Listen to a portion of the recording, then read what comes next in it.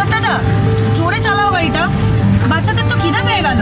হ্যাঁ টান টান টান টান জোরে টান, একদম ডাইরেক্ট আমার ঠেকে গিয়ে আগে বিরিয়ানি আমাদের বিরিয়ানি। খুব হাসি হচ্ছে না?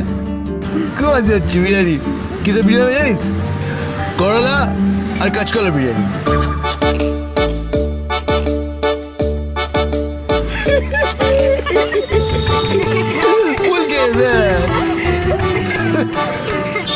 আসুন আসুন আসুন, প্লিজ বসুন।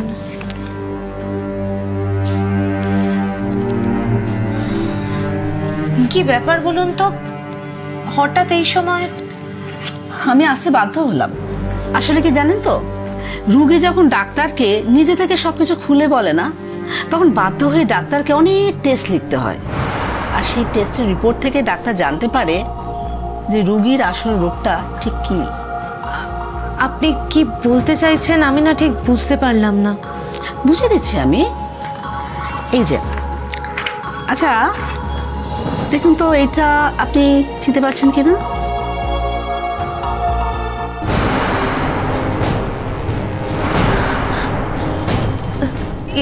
এটা তো আপনার জীবনের একটা টপ সিক্রেট, তাই না?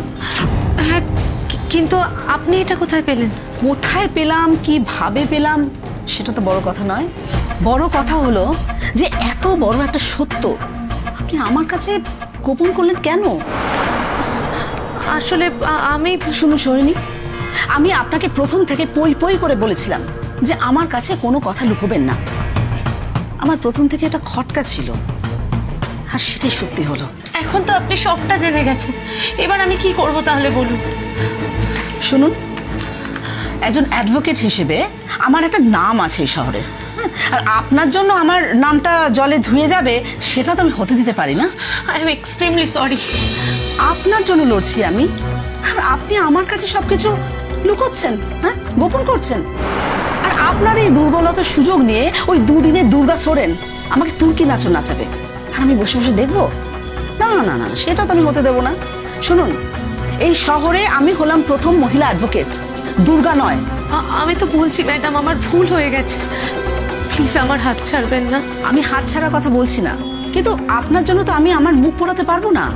দেখুন, আপনাকে কথা দিতে হবে যে এখন থেকে আপনি সব কথা আমাকে খুলে বলবেন, কোনো কথা আপনি কিন্তু লুকোবেন না। আমি কথা দিচ্ছি। মাথায় রাখবেন, এটাই কিন্তু আপনার শেষ সুযোগ। আর যদি কোনো কথা আপনি গোপন করেন, আমি কিন্তু আপনাকে বাঁচাতে পারবো না। আশা করি এটা অন্তত আপনি বুঝে গিয়েছেন যে আমার সোর্সও কিন্তু কম নয়। আপনি যত আমাকে খুলে বলবেন আপনার লাভ ততই।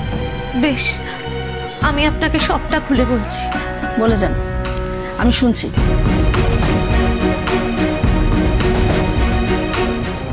আদালত ও একটি মেয়ে, প্রতিবাদের এক নতুন ভাষা। সোম থেকে শনি রাত ৮টায় আকাশ ৮-এ।